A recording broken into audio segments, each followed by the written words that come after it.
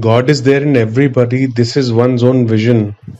Dealings are with many persons, but there is a difference in behavior with different persons, but not in the elementary spiritual energy. Jai Ram Ji ki. The elementary spiritual energy is the same in all. Let me give an example. From head to toe, you are one person. How you deal with your face is different from the way you deal with the organs below the stomach.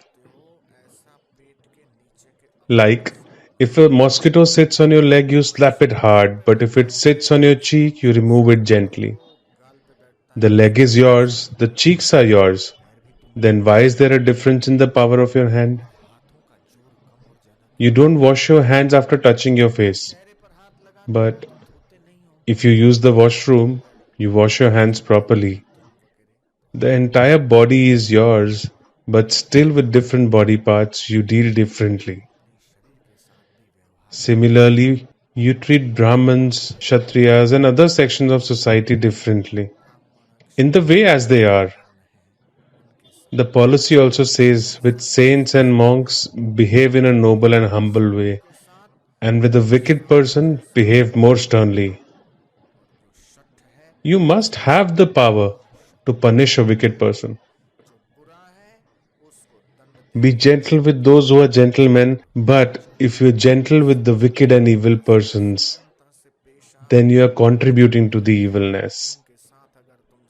To deal with the wicked people, try to make them understand. Once, twice, or even thrice, and if it requires, punish them. But with the understanding that there is God within them. Do not but with the understanding that there is God within them. Do not wish harm for them. Don't have grudge against them. Don't envy them. Deal with everybody, but carefully. In your heart, wish well for all, but dealing will have to be different with different people. Otherwise, it won't work.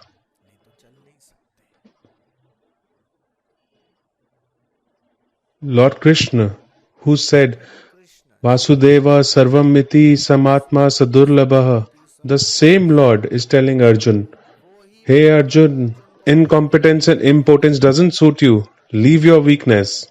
He abuses him this way. Lord Krishna has abused total of 108 times in Gita. Bhagavad Gita's first chapter is a mere formality.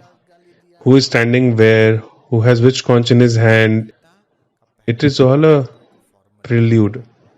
Gita actually begins from the second chapter, where Lord Krishna starts preaching Arjun with an abuse. Kalebhyam masma gama partha.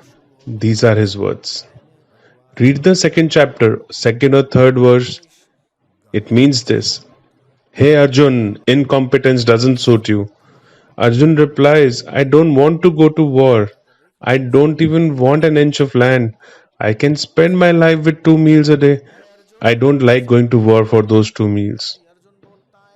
It is then when Lord Krishna says, the soul is neither born nor does it ever die. It does not dry up with the wind. Nainam chindanti shastrani, nainam dahati pavaka, na chainyam kledyantapo, na shoshati maruta. It is unborn. The soul does not, millions of people die, and the soul is not born even after people are born. The bodies are born, the bodies die. You see the element. If you fight and win the war, you will get fame. And even if you die while fighting, you will go to the heaven. Dharmadhi yuddha shreyosya kshatriyasya na vidyate. There is no other means of welfare for a Kshatriya, a warrior, than fighting a duty-based war. Arjuna says, Krishna, Keshav, what are you saying? Lord Krishna says, what I am saying is absolutely right, just attack. Arjun said, this is Kripacharya. Krishna says, he's with Duryodhana, he's with the wicked, you attack. Arjun says, but this is my grandfather Bhishma. Krishna says, I said you attack. Whom Arjun used to call grandfather, used to greet with folded hands.